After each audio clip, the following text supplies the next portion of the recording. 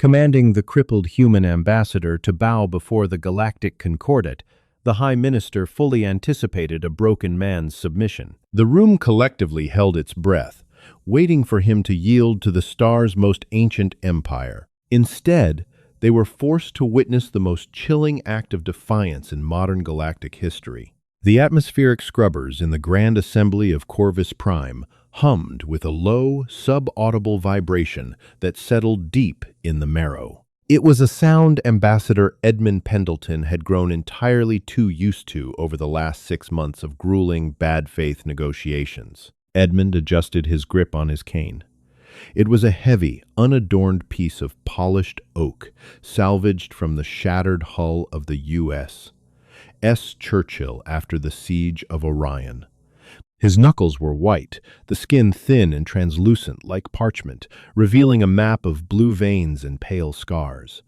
At 68 years old, Edmund was a relic of a brutal, unforgiving era. Before he wore the tailored charcoal suits of the diplomatic corps, he had worn the blood-stained tactical armor of a frontline commander. "They're trying to freeze us out, sir," muttered Captain James Mitchell, leaning in close to Edmund's shoulder. Mitchell was a younger man, sharp-eyed and restless, his dress uniform pristine but stiff. "The ambient temperature in our designated sector has dropped 4 degrees in the last hour.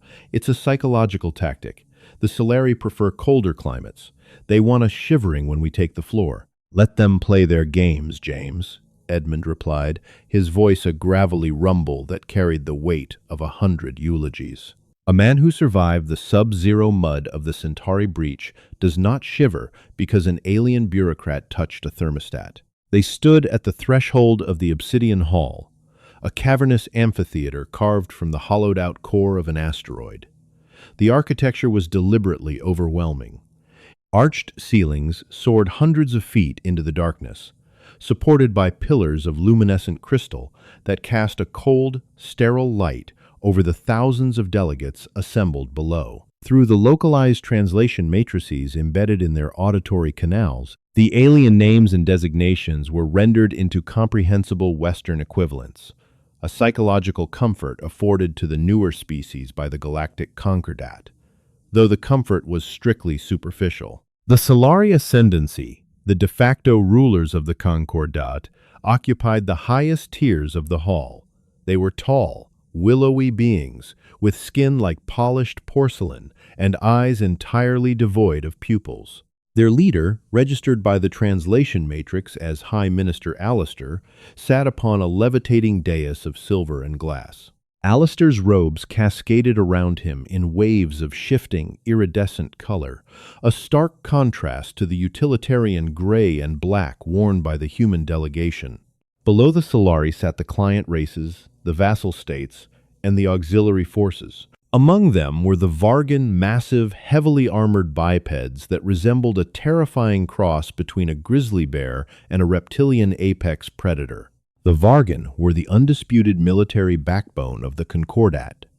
They were the shock troops, the vanguard, the veterans of 1,000 planetary pacifications. They sat in absolute silence, their dark, heavy armor absorbing the ambient light. As Edmund began his descent down the long, sweeping staircase toward the center floor, his cane struck the obsidian steps with a rhythmic, unyielding clack.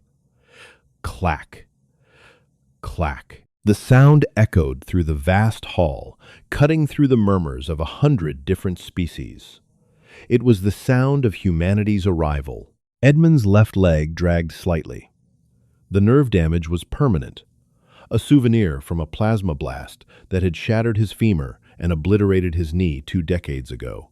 The pain was a constant companion, a dull roar in the background of his mind, but his posture remained impeccably straight. He carried the dignity of Earth, the resilience of a species that had crawled from the ashes of nuclear fire, expanded into the stars, and bled for every inch of vacuum they called home. "Look at them," whispered Dr. Samantha Reed, the delegation's chief xenobiologist, walking a half step behind Edmund. "The Vargan veterans in the lower gallery. They haven't taken their eyes off you, Ambassador." Edmund didn't turn his head. He kept his eyes locked on High Minister Alistair. "I know, Doctor," Just keep walking. Humanity was the newest species to achieve faster-than-light travel, but their introduction to the galactic stage had not been peaceful. 10 years ago, an extragalactic swarm known only as the Scourge had breached the Orion Arm. The Galactic Concordat, in all its ancient wisdom and technological superiority, had enacted a strategy of tactical retreat. They abandoned the frontier worlds, leaving billions to be consumed, waiting for the swarm to spread itself thin. Humanity, however, did not retreat. Under the command of figures like Admiral Richard Holden and General Thomas Wright, the human fleets had formed a wall of iron and nuclear fire at the edge of the solar system. They had bled, they had died in the millions, but they had held the line. And when the Concordat's own auxiliary forces, primarily the Vargan, were cut off and surrounded at the Battle of Proxima, it was the humans who had pushed through the blockade to pull them out. Now, with the Scourge defeated and the galaxy returning to a fragile peace, the Concordat was terrified of the upstart apes from Sol. The humans were too violent, too resilient, and entirely too independent. This summit was not a negotiation. It was a subjugation. Edmund reached the central podium, coming to a halt. He leaned his weight onto his cane, taking a slow, steady breath. Above him, High Minister Alistair leaned forward on his floating throne, looking down at the crippled ambassador with an expression of thinly veiled contempt. "Ambassador Pendleton," Alistair's voice chimed through the translation matrix, smooth and melodic, yet dripping with condescension.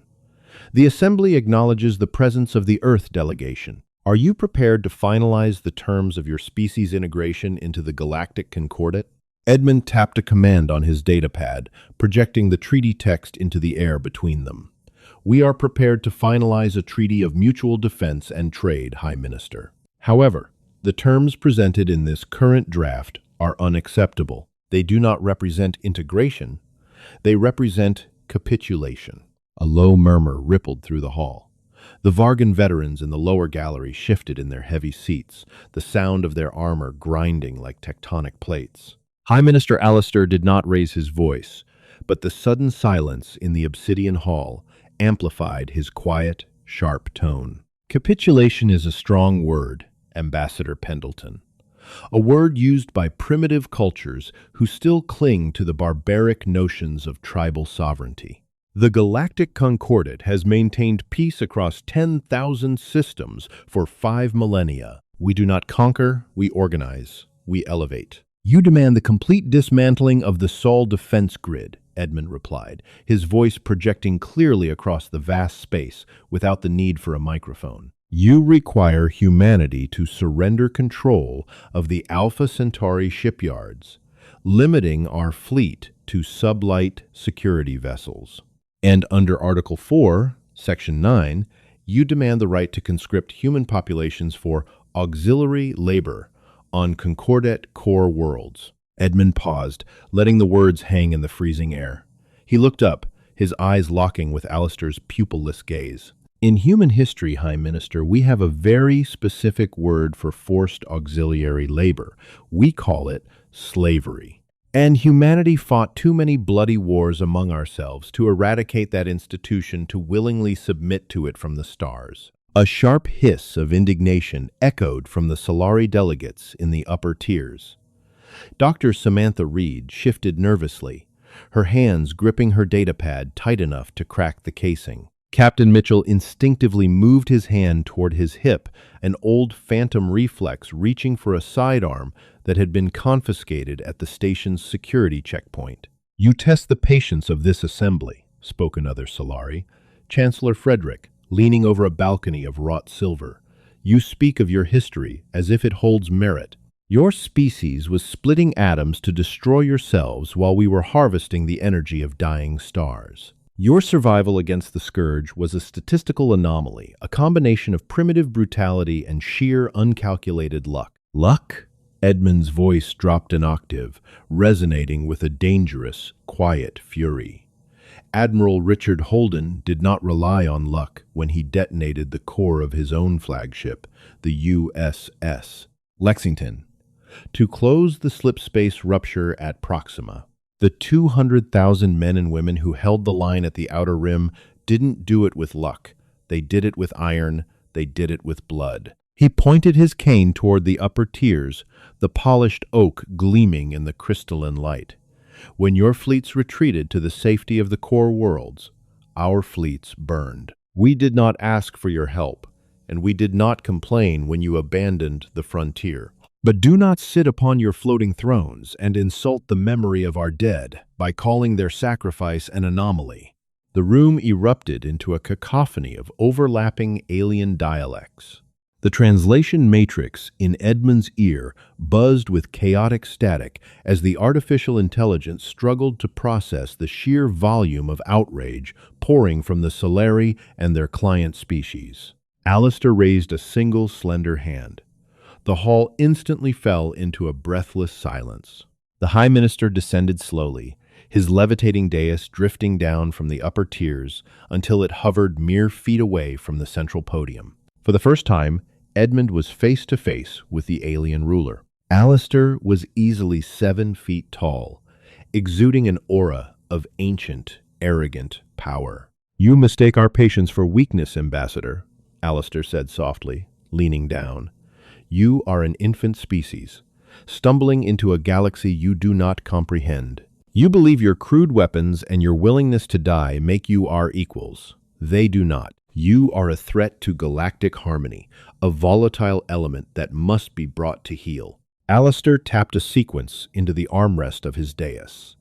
The projection of the treaty hovering between them shifted, turning a deep blood red. "The terms of integration are no longer subject to negotiation," Alistair declared, his voice magically amplified to fill every corner of the Obsidian Hall.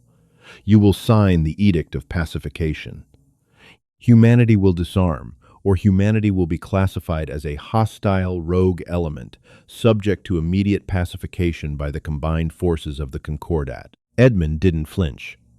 "I am authorized by the United Nations of Earth and the Martian Colonial Authority to refuse these terms." "You are authorized to obey," Alistair snapped, his composure finally fracturing, revealing the venom beneath the elegant veneer. The High Minister's eyes narrowed. "You speak so proudly of human defiance, Ambassador Pendleton. You stand here, leaning on your crude wooden stick, masquerading as an equal.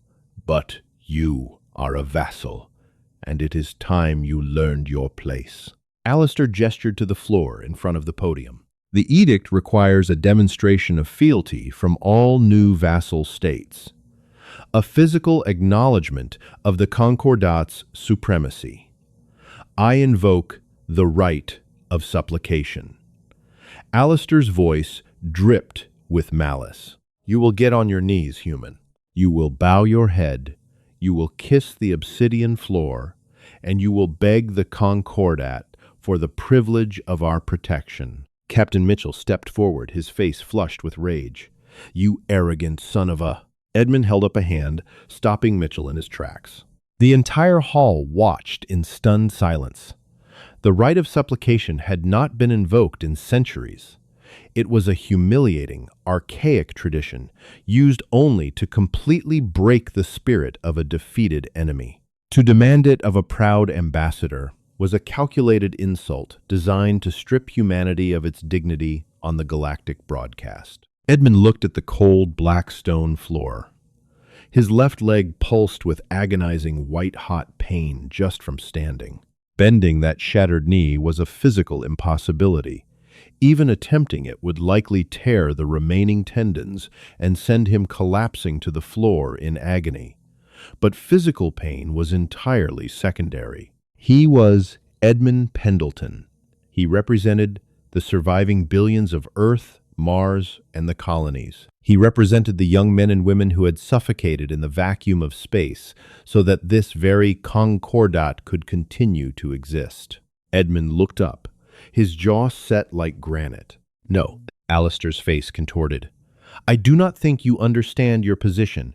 If you do not kneel, I will order the Royal Guard to break your legs and force you down. And then I will order the fleet to burn your precious Alpha Centauri shipyards to ash." From the shadows behind Alistair, 4 Solari royal guards stepped forward. They were clad in gleaming silver armor, carrying crackling neural whips and kinetic staves.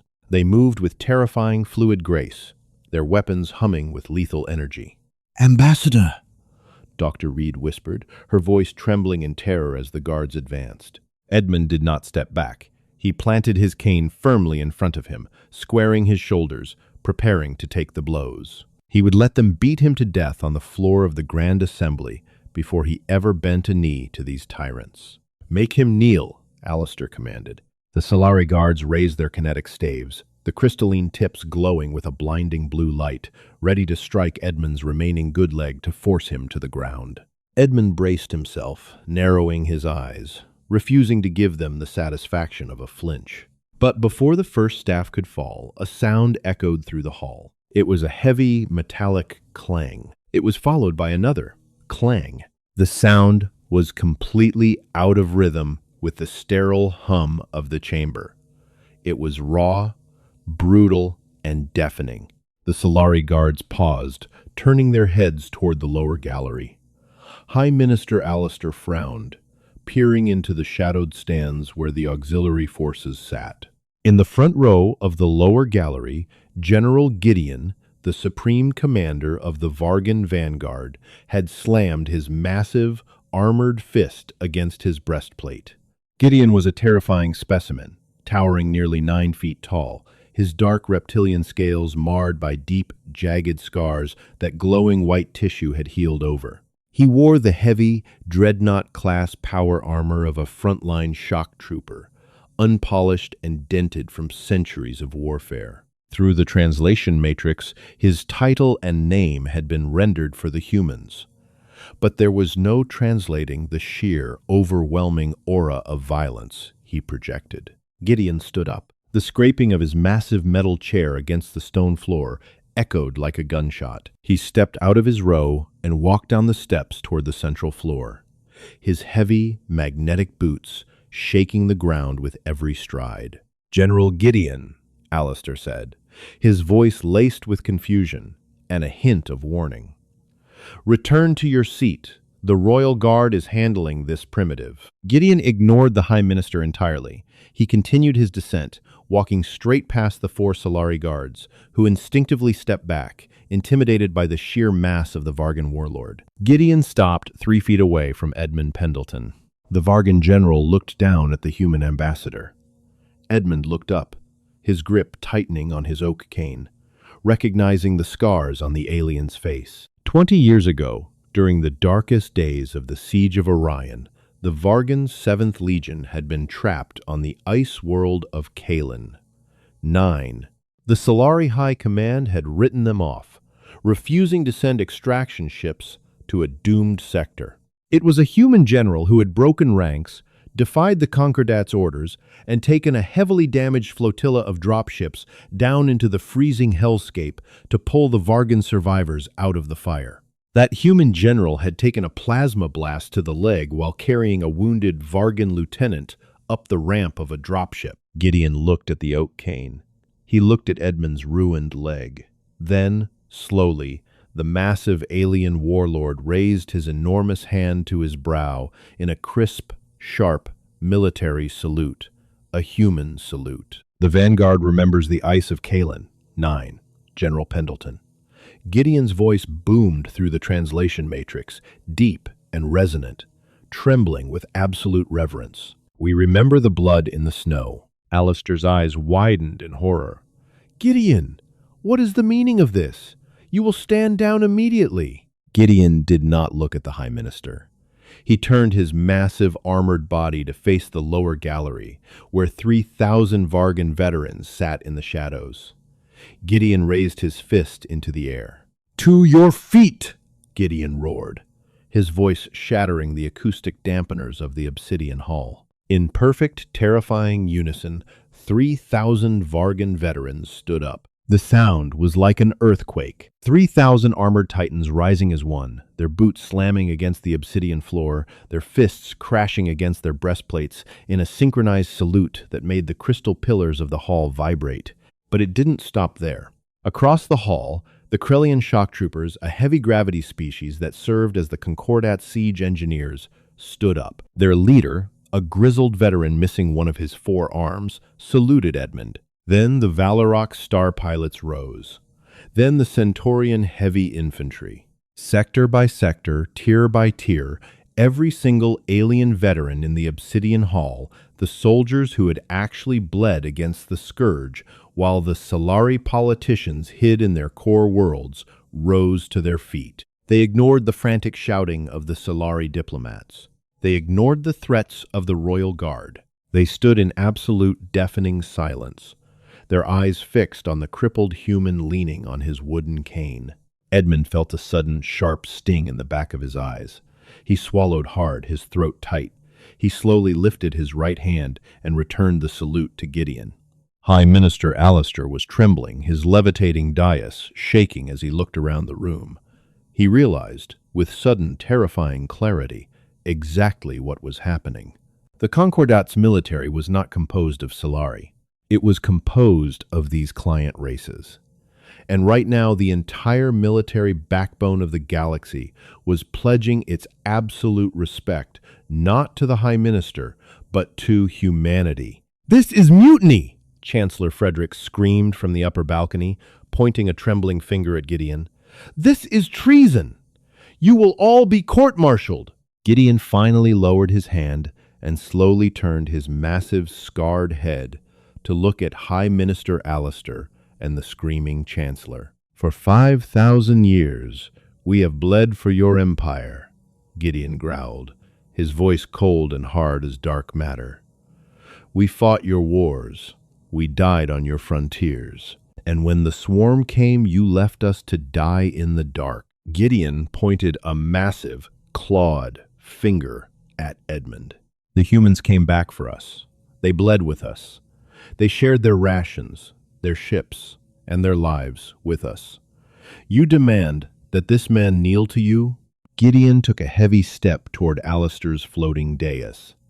The 4 Solari guards dropped their weapons and scattered, terrified of the approaching behemoth. "If you want him on his knees, Alistair," Gideon rumbled, the air around him seeming to drop in temperature from the sheer malice in his voice, "you will have to go through the vanguard to put him there. And I promise you, by the time we are finished, there will not be a single Solari world left burning in the night sky." The silence that followed was absolute. Edmund Pendleton leaned on his oak cane, the pain in his leg entirely forgotten. Captain Mitchell stood slightly taller, a fierce, unapologetic grin breaking across his face.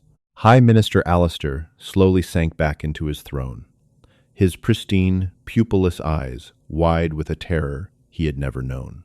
The political paradigm of the galaxy had just shifted in a matter of seconds, broken not by a fleet of warships, but by an old human who simply refused to bow. "Now," Edmund said quietly, tapping his cane once against the floor, the sound echoing through the ranks of the standing alien armies. "Let us revisit the terms of this treaty." The silence in the Obsidian Hall was no longer the quiet of a diplomatic chamber. It was the suffocating stillness that immediately precedes a catastrophic explosion. High Minister Alistair stared at the 3,000 heavily armored veterans standing in absolute defiance. His porcelain skin, usually glowing with an inner bioluminescence of pride and authority, had paled to a sickly, chalky white. The foundation of the Solari ascendancy, a 5 millennia reign built on the illusion of invincibility and the unquestioning obedience of their vassal species, was disintegrating before his pupilless eyes. Edmund Pendleton did not gloat. His face remained a mask of cold, chiseled stone. He reached into the inner pocket of his charcoal suit and withdrew a physical, paper document. The primitive nature of the medium was a deliberate insult to the Solari, who had abandoned physical records millennia ago. "High Minister." Edmund's voice was calm, cutting through the heavy air. "As I stated, the Edict of Pacification is rejected. In its place, the United Nations of Earth and the Martian Colonial Authority present the Terran Accords." He tossed the thick dossier onto the central podium. It landed with a heavy, definitive thud. Chancellor Frederick, observing from the upper balconies, leaned over the wrought silver railing, his face twisted in a snarl of desperate fury. "You think you have won, human? Because you have incited a mob of mindless grunts to stand? The Solari Ascendancy does not negotiate with mutineers, and we certainly do not bow to primates." Frederick's hand darted beneath his robes, entering a frantic sequence into a hidden sub-console on his balcony. "If you will not kneel willingly, the architecture of this station will force you to the floor. Aegis Protocol. Override authorization. Sigma 9. "No, Frederick! Stop!" Alistair shouted, realizing the catastrophic political misstep his Chancellor was making. But it was too late. A deep, localized hum vibrated through the core of the Obsidian Hall. The luminescent crystal pillars flared violently, shifting from a cool blue to a blinding, hostile crimson. Suddenly, the artificial gravity plating beneath the central floor and the lower galleries surged. It was a localized suppression field, an ancient security measure designed to instantly incapacitate rebellious factions by magnifying gravity to crushing levels. Dr. Samantha Reed gasped as the invisible weight slammed into her shoulders. She collapsed to her knees, her datapad shattering against the floor. Captain James Mitchell grunted, his knees buckling, but he fought it, managing to stay in a low crouch, sweat instantly beading on his forehead as he felt his own body weight quadruple. In the lower galleries, the sudden gravitational spike hit the standing veterans. Heavy Vargan armor, already weighing hundreds of pounds, suddenly felt like solid lead. Several Krellian shock troopers were forced down, the stone floor cracking beneath their armored knees. Even General Gideon groaned, his massive reptilian legs trembling violently as he fought to remain upright. On the central floor, the pressure hit Edmund Pendleton. The pain in his shattered knee spiked into a white-hot agony that blinded him for a fraction of a second. The artificial gravity tried to drive him into the obsidian stone, demanding the supplication that Alistair had ordered. Every instinct, every frayed nerve, screamed at him to let go, to collapse, to yield to the crushing weight. But Edmund Pendleton did not yield. His knuckles turned stark white as he gripped the oak cane salvaged from the USS Churchill. He locked the joints of his good leg, gritted his teeth, and stood. The oak cane groaned under the immense pressure, bending slightly, but it held. It was earthwood. It was stubborn. He was the only being on the central floor still standing at full height. "Captain Mitchell," Edmund grunted, his voice strained but utterly resolute. Now, Mitchell, fighting through the crushing gravity, reached a trembling hand to his wrist comm. He didn't have a weapon, but humanity hadn't survived the scourge by relying solely on kinetic firepower. They survived through ingenuity, adaptability, and the ruthless efficiency of their defense sector. "Initiating. Override," Mitchell rasped, pressing a sequence on his modified chronometer. Months prior to this summit, analysts at the United Nations Intelligence Directorate, working alongside cyber warfare engineers from Lockheed Martin and Raytheon's advanced Black Ops divisions, had studied the Concordate's digital infrastructure. They found it incredibly advanced, but stagnant.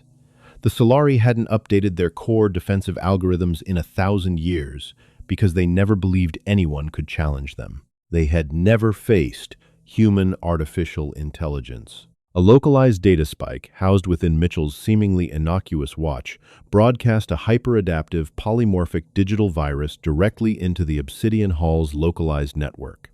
It bypassed the Solari firewalls in microseconds, tearing through their ancient code like a wolf among sheep. The crimson light in the crystal pillars flickered, sputtered, and abruptly shifted to a calm, earthly green. The crushing gravity field dissipated instantly. Dr. Reed gasped for breath, climbing to her feet. Mitchell stood up, rubbing his neck and grinning dangerously at the upper balconies. Across the lower galleries, General Gideon and the 3,000 veterans stood tall once more. The sudden release of pressure met with a collective, rumbling growl of outrage. Chancellor Frederick frantically tapped his hidden console. "System failure!" Reroute power to the primary pacification grid. Reroute.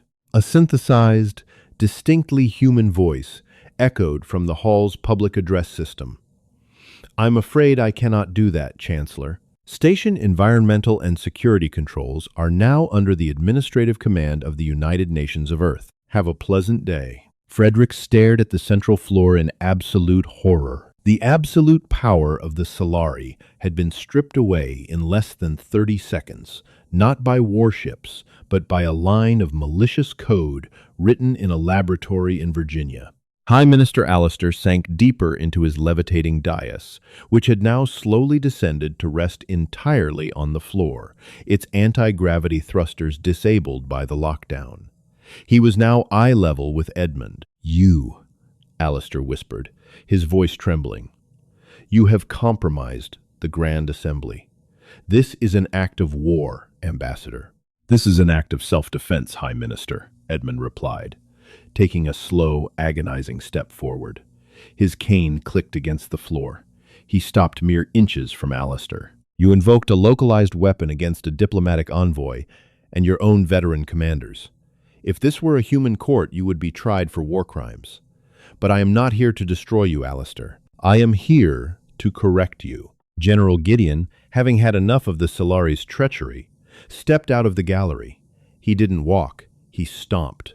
The massive Vargan warlord closed the distance to the central podium in seconds. He reached past Edmund, grabbed the front of High Minister Alistair's iridescent robes with one massive armored hand, and hauled the 7-foot-tall alien out of his chair.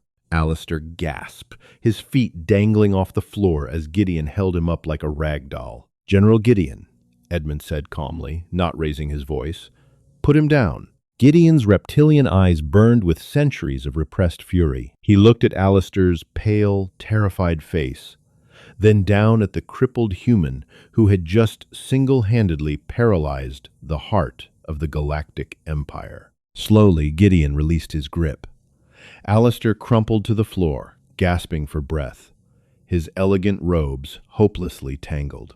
The vanguard is yours to command, General Pendleton, Gideon rumbled, bowing his massive head. Say the word, and my legions will tear this station apart. There will be no tearing apart today, Gideon, Edmund said softly. Humanity has seen enough destruction.